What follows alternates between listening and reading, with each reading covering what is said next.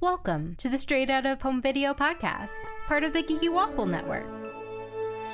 Today we're talking about Chip and Dale Rescue Rangers, the 2022 Disney Plus film. I'm Candace, and with me are my waffles, Arezou. Hey, Arezou. Hello. And Hope. I cannot believe this movie exists. I can't believe the jokes they tell. I can't believe the references they make, because this is wholly insane. I am surprised. I'm not fully, because it's Disney money and they definitely slung a lot of it around. And I was reading how they got some of the properties. I am very pleased with how many properties from competitors are in here, like the DreamWorks movies and like Mattel and stuff like that. And I was reading about how they got Ugly Sonic, which is fascinating and underhanded, but I'll take it because that's one of my favorite parts. Ugly Sonic's the reason why I watched this movie. I wasn't planning on seeing it. It was all because I saw Ugly Sonic trending that day. Oh my Were god. you guys fans of Chip and Dale? Yeah. Rangers? Yeah, we didn't have cable when I was growing up, so it was just whatever I caught at my grandparents', and we had one tape with 3 episodes on it. Oh my god, you're the police lady in the movie. I am the police lady. I don't know all the episodes by heart. I've seen like some of them, and I've enjoyed what I saw, but I will more than the others. But I'll be honest, I was not a Disney Afternoon kid. I was a Fox Kids WB kid, and so I saw Rescue Rangers like here and there. I watched occasionally, so I really mean it. Like the reason this movie was just something I didn't care about until I saw Ugly Sonic trending, and I was like, what is happening? And that's what actually made me watch it, because I am a huge fan of Sonic the Hedgehog. I love the 2 live action movies. And I saw this, I was like, what are they doing? And it's definitely a lot. And I do have thoughts. Wait, 1 second. I'm hearing thunder. If I do get disconnected, finish without me, because I need this episode. Okay. Okay. Just giving you guys an FYI in case so you went back into our subconscious memory. Yes, exactly. Oh, we couldn't sustain it. Okay. So the premise is Who Framed Roger Rabbit, right? yes, Is that it's got the same vibe. Even with a Roger Rabbit joke right in the opening. Yeah, it's like tunes are real and they live in the real world, pretty much. And like Chip and Dale were actors in Rescue Rangers, and they're has-beens now. Yeah. I watched this like right on the heels of watching Patch's London Adventure. And I did catch like some similarities between the two of them. If there's an actor who's trying to relive this old time to get his show back, and I was like, these actually work really well together. Double feature. There's actually a lot of those kind of things. A lot of those plots. Like DuckTales has the actor who plays Darkwing Duck, like upset they're making a reboot without him. Yeah, this is not a new story. I think what definitely elevates it a lot is all the references and like seeing like who's going to pop up next and how they handle the world. I think the world building is actually quite brilliant. Bill is trying to, he's at like D23, I believe. No, he's at like some kind of, because all the competitor characters are there too. So true. It's just like a city convention. Yeah, what I was gonna say. Oh yeah, because like Skeletor's there. Yeah, and He-Man. I'm just laughing at all the movies. No, yeah, it's such a. Can we talk about the actual like world for a minute? Yeah. Because I think for one, I'm glad that they had so many different properties and like DreamWorks characters and stuff like that in it as well. Because I think that's very much what sets it apart from something like Wreck-It Ralph in my brain. The second Wreck-It Ralph movie felt very much like a Disney Plus promo, because they only had Disney properties or Star Wars or Marvel. But because this had such a wide variety of not just animation, not just CGI, but puppetry and claymation, like it really felt like a celebration of animation as a norm. Like even like things going back to like the Steamboat Willie era, there's like nods to Fleischer Studios. You have more recent stuff like the Cal Arts trend that's really taken over the 2010s with like Dipper Pines comes walking out, and I lost it seeing Bootleg Dipper. So it really felt like this amazing like marriage of all eras of animation, like, and even something like the Uncanny Valley joke. Yeah, it's a joke, but it really was an important time period of animation, and like really did. We wouldn't have a CGI Dale if we didn't have Uncanny Valley time in the 2000s. So it really did feel like a huge celebration of not just Disney, but like Fleischer and like all these other studios that each in their own way contributed to animation. And last but not least, there needs to be a horror movie about a claymation killer. Like the police chief? Yeah, that's horrifying. Like trying to kill a claymation doll. Like give it like a Chucky movie and like the claymation toy is trying to kill you. They did that with Gravity Falls, actually. Now I think about it. There's a claymation episode of Gravity Falls. Put it in the oven. Yeah, you have to get like it. That's the finale. Like the clay that gets hard when you bake it. Yeah, that would be the how you kill it. That's how they figure it out in the end.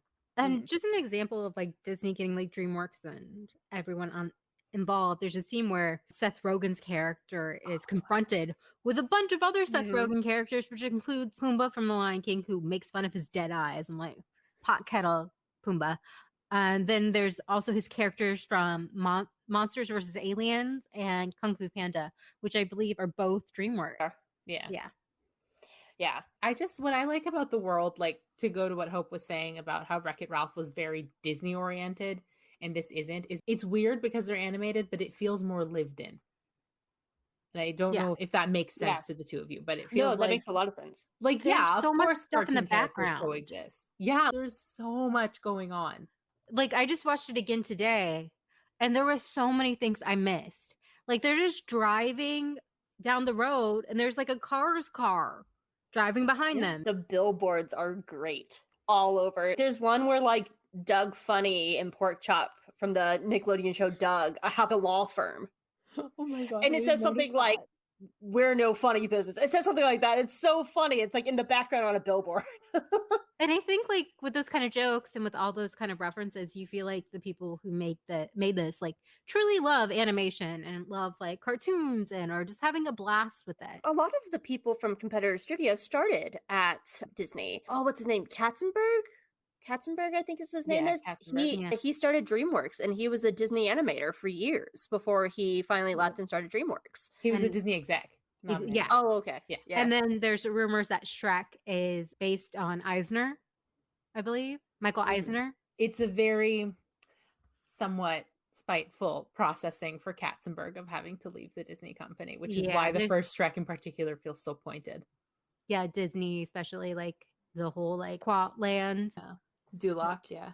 Yeah, Duloc. But I know, like, when I saw the movie, I was very fortunate through work to be able to see it at the public screening with a Q&A with the director.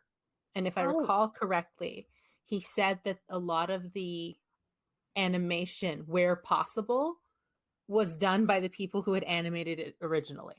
Obviously, that's cool. They're not like always around to do that, but he was going, if they specialized in it and they were available to do the animation, they did the animation. That's so like big mouse money at work. Basically, like it was just, can you animate like 30 seconds of this for the project? And they would. And he was saying like in the trailer, they didn't have the final stuff from them yet, which is why the trailer doesn't look as good as the movie does. He's like, it's not finished. But then, so I think that's like a level of care you were saying about how much the people who made this movie care about animation, that they sought out the original animators or animated team or somebody who could animate in that way where it was possible. Yeah, and there's always like, you can tell when something is made with love or joy or just something somebody wants to be working on. There's definitely films where you're just like, the director and writer are just there for a paycheck. But like this one, you just feel like this is something they wanted to make. And there's so many jokes, so many Easter eggs. I just remember, I'm like, I saw Sora's hair from Kingdom Hearts. I'm like, that's so random. So random. The mom from Phineas and Ferb was on the black market selling like pies or something. Oh my God. Candace is going to tell on them. Candace she can't even tell on them now, not what her mom is doing. Yeah, her mom never listens to her anyway because her mom's a criminal. Oh my God. But even then was very much, because of all the Easter eggs and the cameos, it very much is a movie about how to do nostalgia, poking fun at nostalgia. And like when you do have like these movies, take something like Rogue One, like when Jen and Cassian are like walking through the marketplace, they run into the A New Hope guys from the cantina scene and stuff like that.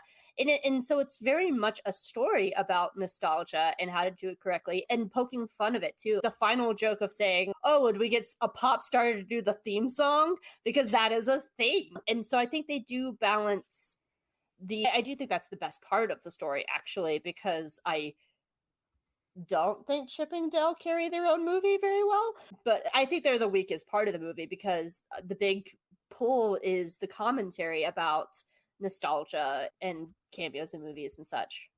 That's interesting because, like, for me, like the nostalgia, yes, but I don't. Maybe it's because I have nostalgia for Chip and Dale, but to me, the nostalgia doesn't work without them.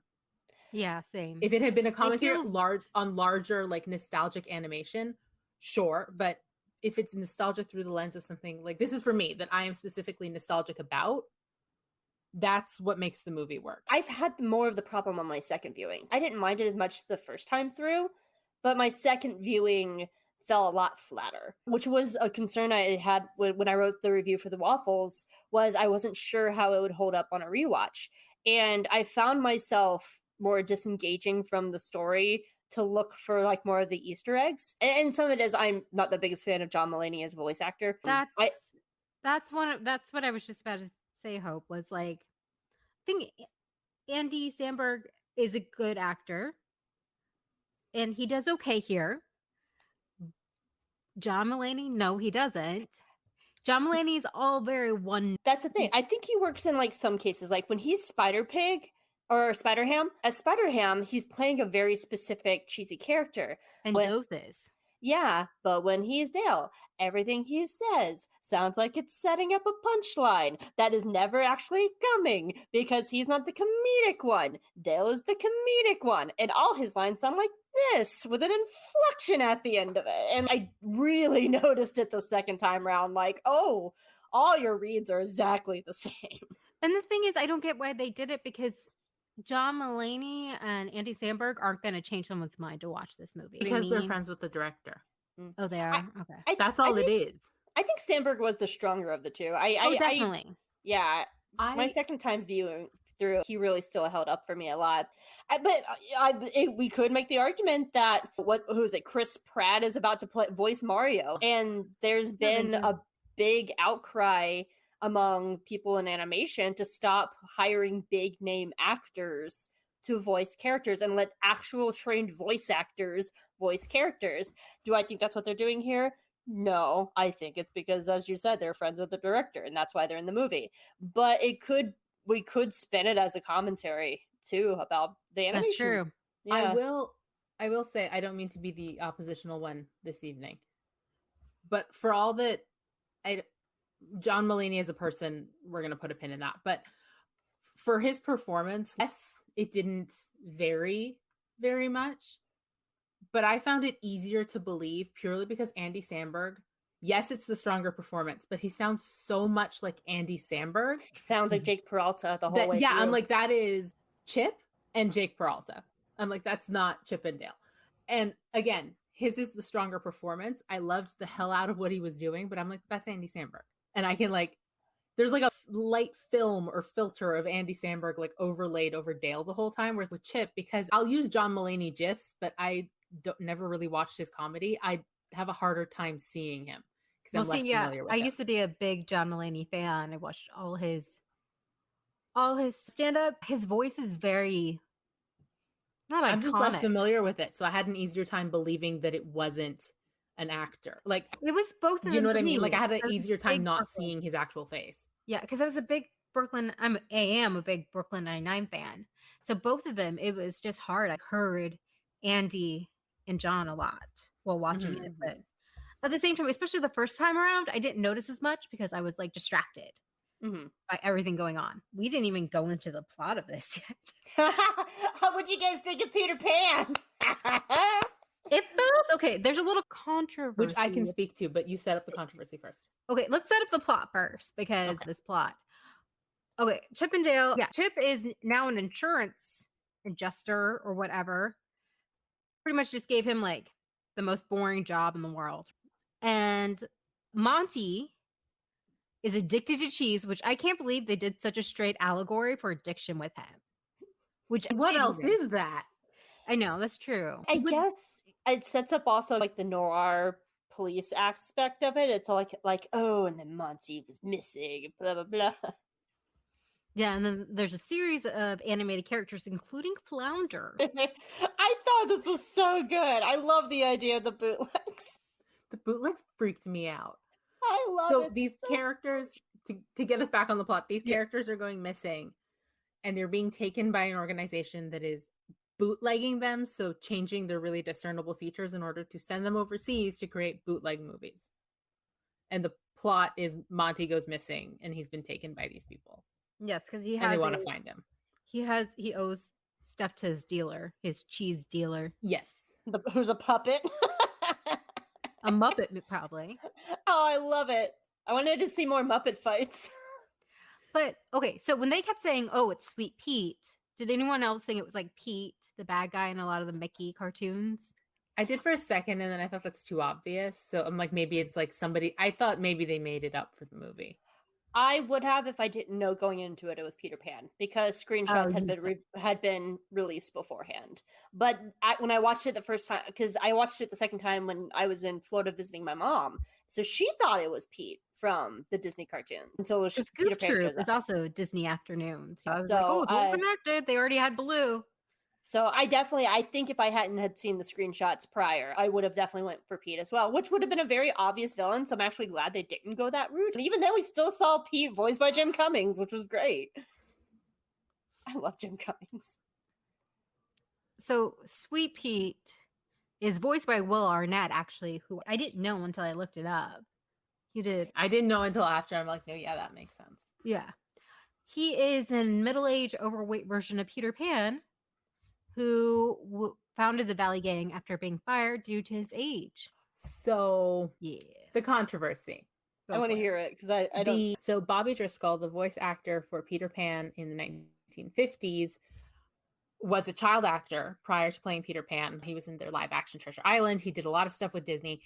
When he got older and less, like, quote unquote cute, he became much harder to market, and he fell down a rabbit hole of, I believe, addiction. Yes, he was. And died extremely young. Oh, some controversy came up after this of like the choice for this to be the route they went with Peter Pan in this movie, which somebody did point out at the screening I was at to the director, who, now take this for what it is. I don't know if this was a practiced answer. I, for one, am inclined to believe people do not go into these things with mean-spirited intentions, because that's not how the rest of the movie felt. He said he didn't know until after the movie was out. Or like after the movie was done. That he didn't know, and that Peter Pan had not been the only person they had in mind going in for the villain. But that's just who they landed on because of this idea of the boy who never grew up growing up. Again, I would like to believe the best in people. I would like to believe he genuinely didn't know until it was too late to change it. But that's the controversy. It sounds but that sounds so weird when it comes to Disney. Like, they have to check off on everything. They have to check off on everything, but it's also Disney admitting that they put this boy in a position to end up like that. And that's on them. They could always be like, no, we can't use this character. They don't have to explain it to anyone. It's in-house. Or it even then, never like come out in memorial of the person who or something. Like, yeah, my brain I'm sure it wasn't malicious, and I'm sure it was an accident. But also, if this is the character you're basing this on, why not do more research first? I don't know. I think the other thing is it's easier with Peter Pan's in the public domain. Like, Disney's Peter Pan isn't, but Peter Pan as a concept is in the public domain, so it's easier to get those rights. You change the color a little bit, you change the backstory, you can use it. Yeah. I don't know, but that's the controversy. I don't know. My whole thing was, if you have this machine that can make you look like anything, why didn't Peter just make himself look young again? Guess it didn't work.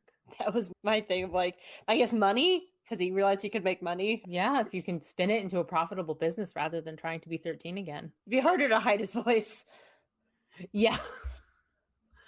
Oh man, I I didn't mean to drag it down like that. No, that was fast. I learned a thing. I like learning new things in the medium that I enjoy. To bring this back to like Happier places. Yeah, I was wondering, what did you guys think was what worked the best for your favorite parts of the movie? I think it's my sentimental side talking, because I'm a very nostalgic, sentimental person. But anytime they would talk about the show with each other, because I've said this in book reviews and stuff, but it is challenging in media to make your audience feel like they were there with you when you're reminiscing about something. And they are assuming most of the audience was there to the extent that they were watching the show. So the fact that they made me, a person who hasn't really watched Chip and Dale in about 20 years at least, have those memories again and be like, oh yeah, those were good times. Like I was there too. It pulls a very specific nostalgic heartstring that I like anytime I see it. So the fact that this movie did that quite a bit, I enjoyed very much. Yeah, it made me really happy. It reminded me of being like a 90s kid. And like I remember going to like Magic Kingdom and they would have a Disney afternoon show and Chip and Dale would come out in their like Rescue Rangers clothes and they play the theme song and I just like remember pumping and just like dancing and just being so happy I was at Disney World and just like all those kind of feelings come back. How about you, Hope? I think my favorite part was, I think for me, like, because it was my second viewing, but like, I realized that even though parts of it wasn't quite working for me, it really works well for a genuine audience because most of the references in there went over my mom's head, but she still had a really good time watching it. So there is definitely a strong story with characters to connect to that really does it. And like my sister watched it and she's not an animation person either. Like while I was down there, she was like, yeah, we watched Chip and Dale last night. And so it does hit a very wide general audience to where there's still something that everybody can enjoy on some level. Like even some like they slid in some adult stuff like South Park and Rick and Morty, which I was very surprised by. But I do think it is a universal story. And I did think they found a way to take a very simple, basic story that's been done before and spin it in a way that can make it enjoyable to somebody like me who loves animation, to somebody like my mom who's just there to watch it with her daughter and hang out and have a good time and have laughs while doing it. Like it stretches out across like a lot of different people. I follow a lot of animation reviewers and they were all just like, yeah, this had no right to be that good. What the heck? It really didn't. Yeah, no. I had very low expectations. Same, because I was expecting something like the Smurfs movie. Like very generic, get some celebrities in there and just like be about the brand, just selling more stuff. It helps that it had something to say. Like it was it was a little hard. It had commentary. And when something has something to say, even if it's simple and kind of straightforward and stuff like that, it does help sell a movie because there's still stories and characters and something to say. The only reason I saw it opening weekend was because I got to see it like in a theater on the Disney lot through work. They could have said we're showing Mickey Mouse Clubhouse and I'd be like, yes, I'm coming because I wanted to go on the Disney lot. It's not open to the public. That's the only reason I wanted to go. And then I'm like, I have no expectations. They gave me some popcorn. I'm like, great, this will be fine. And it was so good. I had so much fun. My friend was laughing. I was laughing. Like, wasn't expecting to laugh. I texted my brother. He watched it immediately. Like, it was a good time. I don't know. Yeah, it's a good family film. It's a good movie for all ages. Because even just like the little things, like the Cel-John, 2D, Fleischer, Looney Tunes eras from the 50s to the 70s, like everything is represented. So like it really touches a wide range of different people, which makes it truly an all ages film. One thing, I don't mean to sound like a boomer, but there aren't a ton of movies where like genuinely everybody in the house is going to get something out of it. Like you've got the movies for kids, like people who are into like animated movies would watch it, or people who are into animation might like this animated program, but like good save, because I was about to be like, animation's for everyone. No, it is for everyone, but people like some people just aren't into animation, so they're not going to check it out no matter how good the content might be, because it's just not their thing. Or they believe But the like, thing that or the they think animation's it's for kids. Yeah. Either way, but like, so like, you will never at once catch me saying animation is for kids. Half the stuff I watch is animated, but like, yeah, I don't. There's so few that will like appeal to like the people like your mom, Hope, who aren't maybe into animation and just want to watch the movie, and they will still enjoy it. Yeah, that is actually the whole animation is for kids is a very North American mindset, because it is not true in most of the rest of the world. It's not a genre. Yeah. Okay, can I say I was very disappointed about there wasn't a lot of Gadget, because I loved Mhm. Gadget as a kid because she was the only girl on the show. So of course I was like, she's my fave. I was disturbed. You know You already what? know- She is happy. They are happy. And you know what? Everybody else in that These team are was cute. a mess.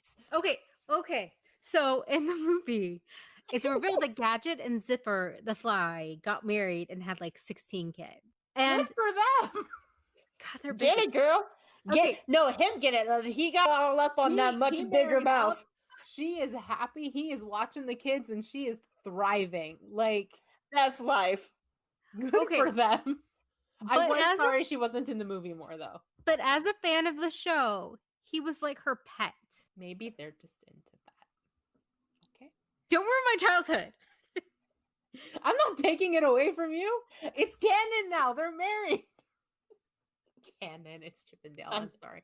But We're not here to kink shame anybody's kink. listen, Gadget is happy. Zipper is happy. It works for them.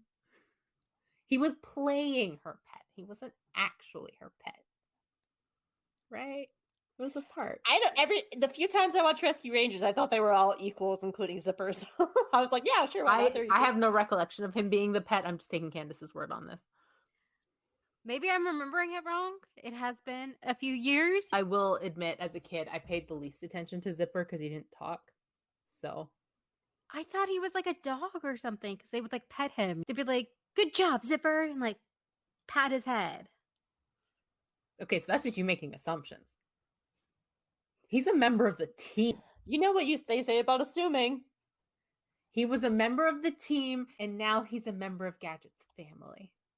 Because he's With her a bunch of husband. mice fly. With mouse fly hybrid children. That's what happens when he got a chance to see her gadgets. God, That's getting cut out, isn't it? No, it's not.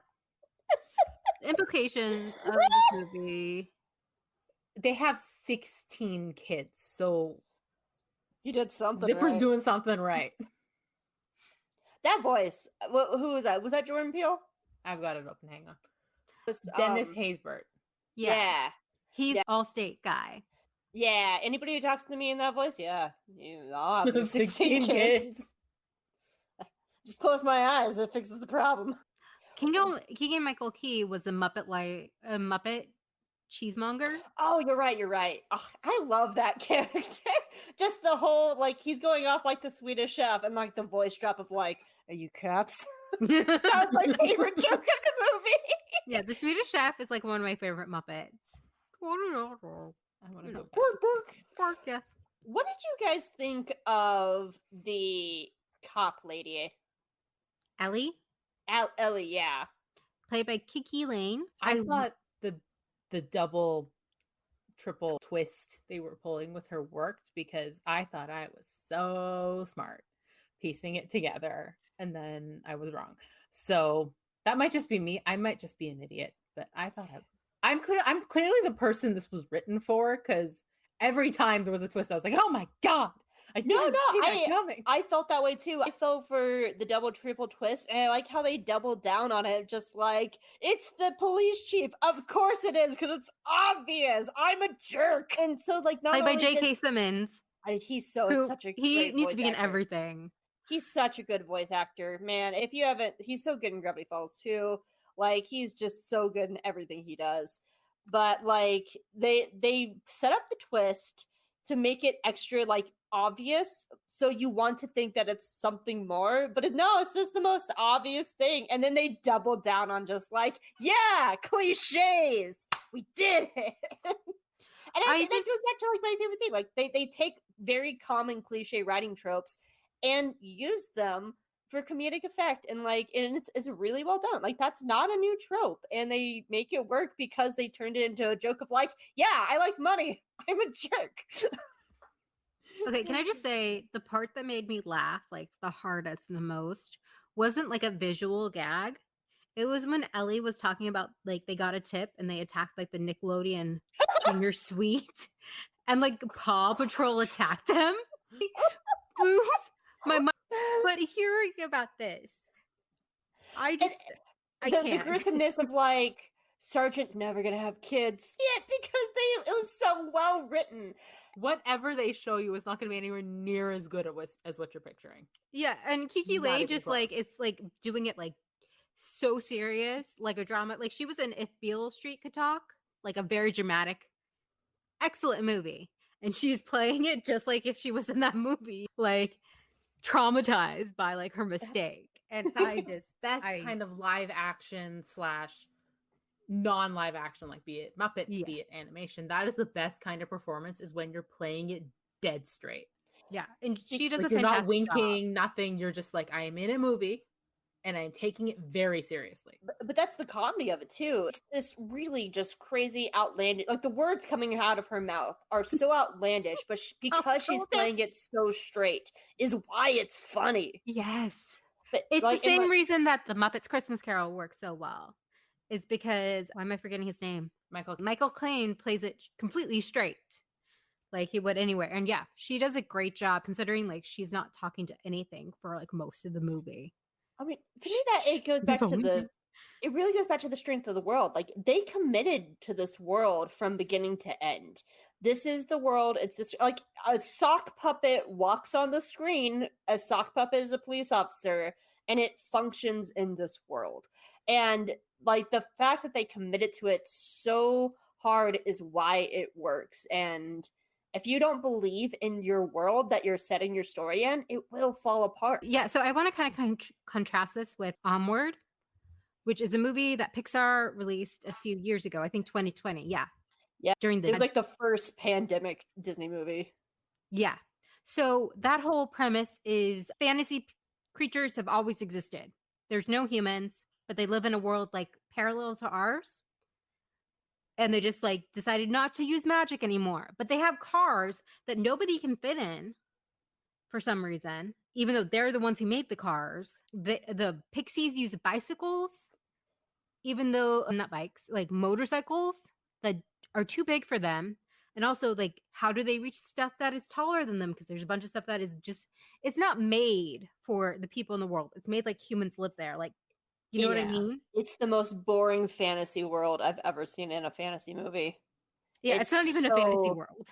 Yeah, I have a lot of issues with Onward. Some of them are personal. I don't like the handling of the stepfather. As someone with step parents, I think he's woefully used horribly incorrectly. But yeah, like, the world is it doesn't make sense in the context of, like, the Manticore. Like, she turns into a restaurant, but the restaurant is her restaurant that she designed herself is almost too small for her. Mm-hmm. Yeah. And it's just, the world doesn't function for the movie, and it takes away from it. In Chip 'n Dale, the world has changed because this is the world that has tunes and Muppets and puppets and sock puppets. Chip lives in a house that is his size, and Dale has a car that is too big for him. And Chip mentions that. He's like, yeah, they make cars for chipmunks like our size. And he's like, it's fine. It's just him being Dale kind of thing. So the world has adapted. Like Monty's apartment is mouse size. It's a smaller version of the apartment it's right in front of. Yeah. But it's for mice. But that's also one of the best gags, is when Ellie just like shows up in the window just like, hey. Yeah.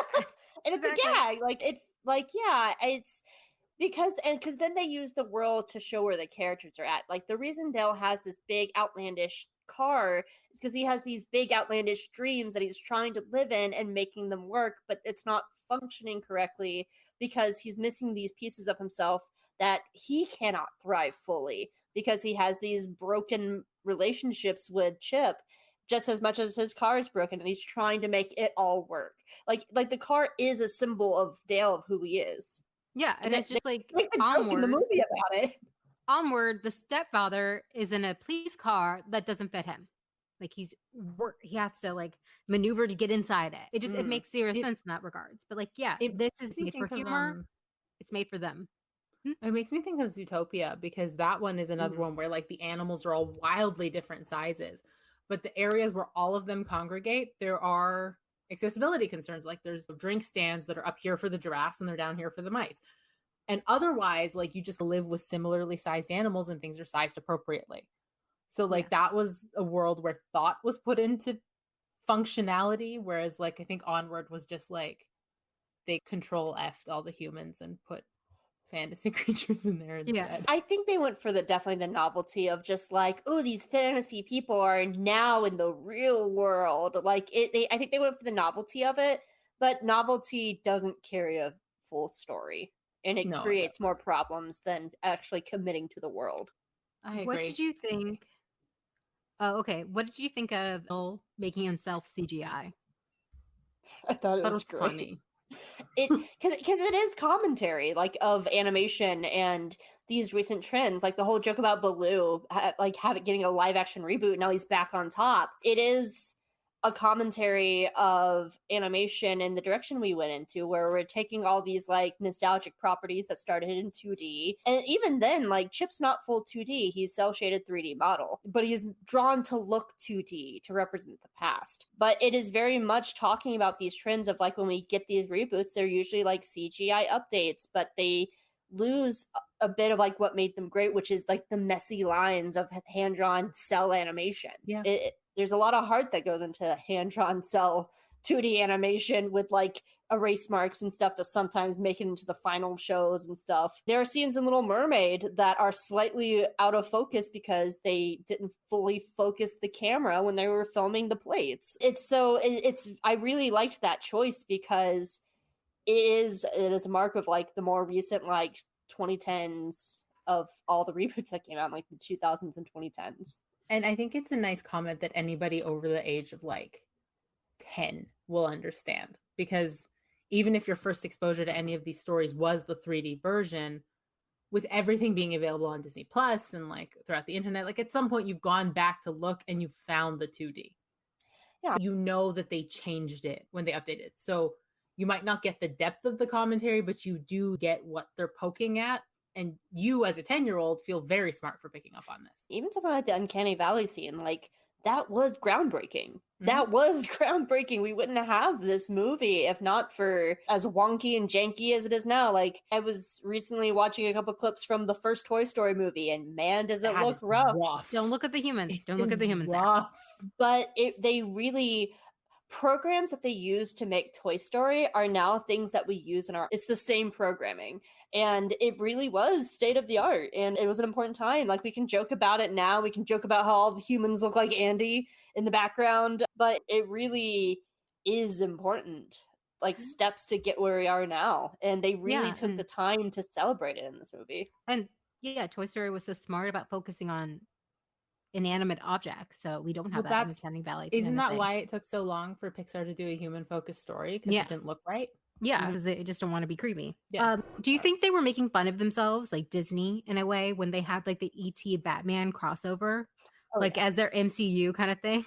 In as gentle a way as one would make fun of themselves. I don't think Disney's ever going to be fully introspective and really look at it, but they're like, I think it was funny. Don't get me wrong. I want to say that right from the beginning, but it was one of those like, see guys, we get it. We're in on the joke. That was one of the things that I had heard about. And I'm gonna preface this whole thing by saying it was from like a third person source or a second person source. So like take it for a little bit of grain of salt. But this is one of those like big like YouTube channels that actually like usually do their research really well, but still take it with a grain of salt. The way that they were able to get away with some of the stuff like Batman and Ugly Sonic is they changed the design just enough to where it would hit the realm of parody, because they couldn't actually get the license for Batman. So all they had to do was get the general shape and the sort of voice, and it sells and it reads as Batman. And same thing with Ugly Sonic. Like, they apparently didn't get the rights to use Ugly Sonic from Sega, because Sega is very protective. Like, Sega's like Nintendo. They're very protective of their properties. So they changed the original Ugly Sonic design just enough to be in the realms of parody. And it worked. We all knew who they were portraying, who they were supposed to be. Yeah, but they're making fun of other people's properties, not their own. I think they made fun of themselves in a little bit. Lumiere is out like really needing money at that convention. And like Flounder's trying to like hawk dingle hoppers. There was an end credit scene with Darkwing Duck. Do you think we're gonna get a Darkwing Duck movie? No, I think we'd get the TV show before, only just because we know the TV show's in the works. Apparently, That's true. But that was actually, to touch on the DuckTales reboot show, like that was actually the reason why Chip and Dale was used so little in the DuckTales reboot, is because this movie was in the works and this had the bigger contract, so they actually weren't allowed to fully use Chip and Dale in the DuckTales show the same way they were able to use Darkwing. But yeah, Chip and Dale, Gadget, Monty, and Zipper have like a little cameo in DuckTales. But they don't even Arezou. talk. Yeah, they don't even talk. They're like, oh, look, we use this like super smart thing on mice, and look how on chipmunks, and they're so smart now. Look. But this movie was the reason why the Rescue Makes Rangers sense. weren't allowed to have a bigger role in the DuckTales show. Makes sense. Anything else either of you would like to mention I about have this a movie? question for the two of you. Oh, Yeah. Are you a Chip or a Dale? Would you say? I I'm a am a Dale. Chip in my personality, but I wish I was a Dale. No, I'm a Dale. I'm the wild dreamer who is broke ass trying to make things work, but also cheerily optimistic to annoying degrees. I am absolutely a Dale. Arezou, what are you? I'm a Chip, for better or worse. Yeah. A Chip Actually, who genuinely needs to be a little more Dale, but Yeah. I would definitely say you're both Chips. yeah. Thank you. I wish But- I but- was a Dale. But I mean that like in a Very very much. kind, like pragmatic, hardworking way. All right, And I'll take it. That and like the beleaguered size of just, oh my god. Like, Also, that's me. how obsessed Chip was with his dog. I'm like, I get you. No, but the dog was like giant, and it was great. And the It was whole just the like, dog. and the whole like, oh, the chipmunks are rapping now. I did Yeah. like Chip's Snoopy ear though. I really liked that. I wish he kept the Snoopy ear. I liked Monty's Dumbo ears. ears? And Yeah. he's just vibing with them. I'm like, you know what, Monty, good for you. It looks good on you. I feel like you can watch this like 5 more times just to try to pick out all the Easter eggs. Oh, 'Cause there's yeah, just so much. I spent like a good like hour and a half just binging like Easter egg videos on YouTube for other people who already did all. Yeah, I can't believe how much I missed like the first time I watched it. I think I got distracted by the dog a few times and I was like, I don't remember this part. I don't remember this. Overall, Chip and Dale fans, all ages, recommend watching it. Yeah, I was not a Chip and Dale fan, so I would just recommend watching it anyway. It's a fascinating celebration of all decades of animation, and it has plenty of story, themes, and characters that you don't have to know Chip and Dale to understand and like it. Yeah, I really appreciate the Paul Rudd. Yes, that was good. Ant-Man was that He's- was a good one. He's just so earnest in everything he does. Like he can be on screen for like a minute and it's just like hard eyes all around. Okay, tell people where they can find you online. So online, you can find me easiest at Arezou and Hope. That's where you can find me linking to all my stuff at Collider, at the Geeky Waffle, hosting Space Waffles, all of that good stuff. It's either on my Twitter or on the Geeky Waffle Twitter, which Candace will tell you all about. Hope? You can find me at Hope Molinax on Twitter. That's the easiest way to see whenever I write for the waffles. I also want to give a fun shout out to one of our new shows, Bookmark and Busy. It's a great new fanfic podcast. I'm going to be in an upcoming episode. Ours was on the first episode. And Rin's just awesome. They are just such a great host. It's a fun show. I'm so glad we got it. So honestly, I'm not speaking to like toot our own horns, but oh my god, like I'm just a general fan of the show. Like No, I we love appreciate whenever it comes into my podcast chair every Friday. Yeah, and honestly, this movie felt like some fanfic I read as like a preteen where you would put all the characters together and just like go crazy. And I love it. Yeah, absolutely. This was fanfic. What is in a way. fanfic if not a love letter to whatever you're Exactly. writing about? How about Hey, you, Candace? Candace. Where can they find you? Oh, you Yeah, can I find me on Twitter at Candace is a Geek. That's the best way to find me. Be sure to follow our YouTube. We are popping on YouTube. YouTube youtube.com/c/the geeky waffle. The geeky waffle everywhere but Twitter, because we're at geeky_waffle there. It's not Yeah, confusing at so all. we're everywhere, y'all. We're getting around. So yeah, we hope you have a happily ever after until you get rebooted into a CGI character.